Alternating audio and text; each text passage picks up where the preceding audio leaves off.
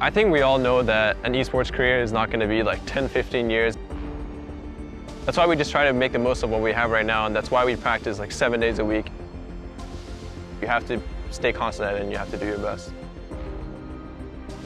Starting this year was IM San Jose, where I had a really poor performance and I was like, is this the end of me? Have I already been, I felt like I had such a young career and I was already getting beaten by these new up-and-coming players from other regions, and I was like, damn, is this really it for me? But now I feel like I practiced really hard after IM and I tried my hardest to pick myself back up. The teams that I have been in Copenhagen, Wolves and NIP, I never really felt safe, or I didn't feel like the roster was really structured. But then I looked at someone like TSM and their roster was extremely stable. They had a lot of the same players over a long period of time. That's something I wanted. I wanted that stability and I wanted to be a part of something as big as TSM. On the red side, it is TSM with Bjergsen making his appearance in North American LCS.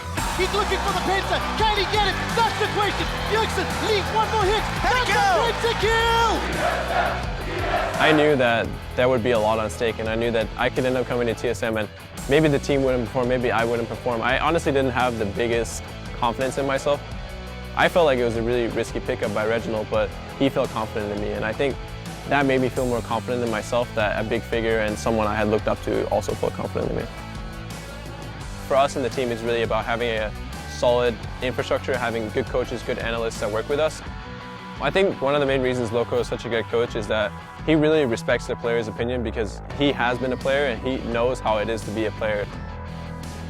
Loco and I are very outspoken people, so we often end up like clashing. We don't have like huge arguments, but we have a lot of small disagreements.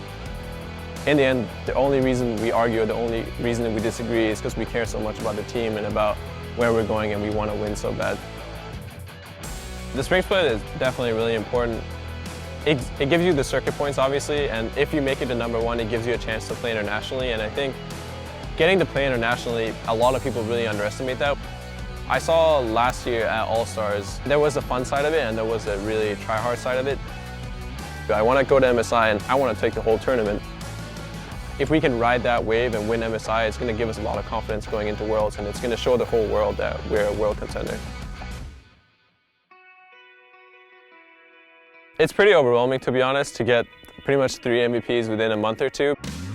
MVP is a stepping stone. Like, sure, it means that I have an achievement and I performed well at this event, but that still didn't mean that me and my team took MSI or that we took Worlds or anything like that, because I want to win as a team. I don't want to just perform well individually, and I need to show that I can lead the team as an MVP and win something huge like Worlds.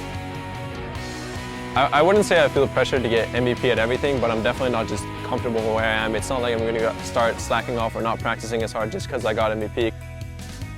It's kind of hard to say where I really am in my career, but I like to say that I am in the middle, because I had my start where I was a rookie and I had my fair share of like rough seasons and having a team that wasn't really stable and roster changes, things like that.